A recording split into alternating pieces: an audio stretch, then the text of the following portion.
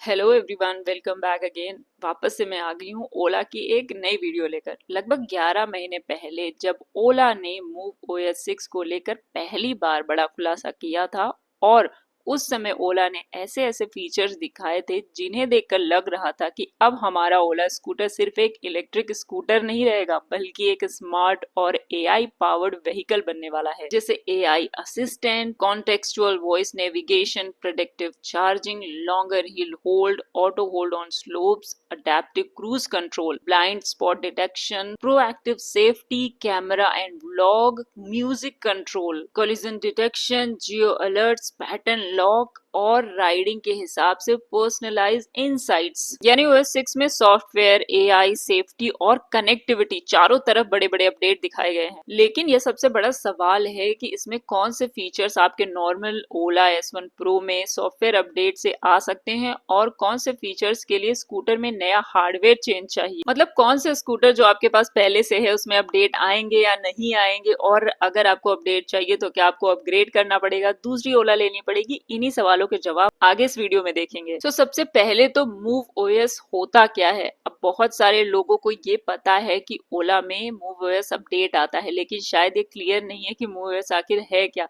तो बहुत ही simple language में समझिए, जैसे हमारे स्मार्टफोन्स में एंड्रॉइड या आईओएस ऑपरेटिंग सिस्टम होता है, वैसे ही ओला स्कूटर में मूव ओएस का ऑपरेटिंग सिस्टम है। ओला खुद भी बताती है कि मूव ओएस ओला S1 प्रो के फीचर्स, ड्राइविंग मोड्स और परफॉर्मेंस को मैनेज करता है। मतलब स्कूटर में जो डिस्प्ले है, राइडिंग मोड्स है, नेविगेशन है, म्यूजिक है, ब्लूटूथ है, cruise control, battery related information और बहुत सारे कनेक्टेड फंक्शंस हैं, इन सबको सॉफ्टवेयर ही कंट्रोल करता है। इसलिए ओला ओटीए यानी ओवर द एयर अपडेट्स के जरिए स्कूटर में नए फीचर्स जोड़ सकती है। यानी आपको हर नए सॉफ्टवेयर फीचर के लिए सर्विस सेंटर जाकर हार्डवेयर बदलवाने की जरूरत नहीं होती। लेकिन यही आता है हार्डवेयर और सॉफ्टवेयर का डिफरेंस। अब इसको एक एग्जांपल से समझिए। मान लीजिए ओला ने सॉफ्टवेयर में एक नया फीचर दिया, आपकी राइडिंग का एनालिसिस करके आपको बताना कि आपने आज कितनी एफिशिएंटली राइड किया। इसके लिए अगर एग्जिस्टिंग स्कूटर के सेंसर और डेटा का इस्तेमाल हो सकता है तो नया फिजिकल हार्डवेयर लगाने की जरूरत नहीं पड़ेगी। यह हुआ सॉफ्टवेयर बेस्ड फीचर। लेकिन दूसरी तरफ ओला अगर कहती है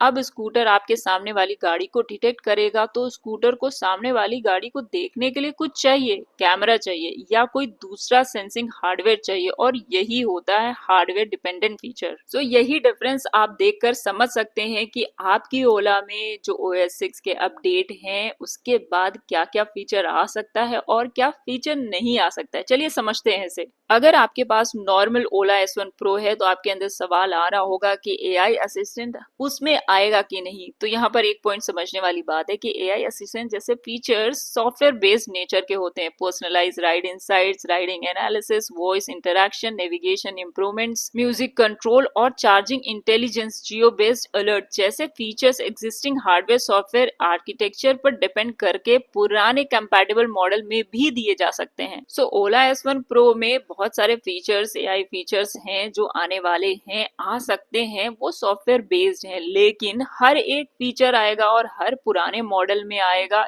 ये जरूरी नहीं। वो डिपेंड करेगा कि आपका जो मॉडल है गाड़ी का वो कंपैटिबल है कि नहीं ओला के इस अपडेट के लिए। मूवओएस का बड़ा फोकस है एआई पावर्ड राइडिंग एक्सपीरियंस। मतलब स्कूटर आपकी राइडिंग को समझने की कोशिश करेगा। आप कितनी एक्सेलरेशन कर रहे हैं, कितना ब्रेकिंग कर रहे हैं, किस तरह राइड कर रहे हैं और आपकी राइडिंग एफिशिएंसी कैसी। इसके बाद सिस्टम आपको पर्सनलाइज फीडबैक दे सकता है। यानी स्कूटर सिर्फ आपको ये नहीं बताएगी कि आपने कितना किलोमीटर चलाया, बल्कि ये भी समझाने की कोशिश करेगा कि आपने कैसा चलाया, और यही एआई का इंटरेस्टिंग पार्ट है। इसके अलावा प्रेडिक्टिव चार्जिंग। मान लीजिए कि आपका डेली रूटीन काफी प्रेडिक्टेबल है, आप रोज सुबह स्कूटर लेकर निकलते हैं, शाम को वापस आ जाते हैं, तो फ्यूचर में एआई आपका जो राइडिंग पैटर्न है वो देखकर कितना चार्जिंग रिकमेंडेड है आपके लिए वो भी बता सकता है। और ये भी फंडामेंटली सॉफ्टवेयर या फिर डेटा ड्रिवन फीचर है। इसके अलावा लॉन्गर हिल होल्ड, ये तो पहले से ही ओला S1 प्रो में है, लेकिन और ज्यादा ड्यूरेशन बढ़ जाएगा उसका का, और ये भी पॉसिबल है कि सॉफ्टवेयर अपडेट के जरिए ही आ जाए, तो इसके लिए किसी हार्डवेयर चेंज की जरूरत नहीं है। इसके अलावा ऑटो होल्ड ऑन स्लोप्स भी सॉफ्टवेयर और एग्जिस्टिंग व्हीकल कंट्रोल कंपैटिबिलिटी पर डिपेंड कर सकता है, लेकिन फिर भी वही बात है, पॉसिबल और ऑफिशियली कंफर्म दोनों अलग चीजें हैं। सो टेक्निकली अगर बात करें तो लॉन्गर हिल होल्ड जैसे फीचर नॉर्मल ओला S1 Pro में आने की बिल्कुल पॉसिबिलिटी है। इसके लिए एडास कैमरा सिस्टम की कोई जरूरत नहीं, हार्डवेयर चेंज की जरूरत नहीं है। अब आते हैं हार्डवेयर फीचर्स पर। अब कहानी बदल जाती है। अगर हम बात करें ADAS, blind spot detection, adaptive cruise control, camera based safety, dash cam, ride recording, so इसके लिए सिर्फ एक सॉफ्टवेयर अपडेट काफी नहीं है।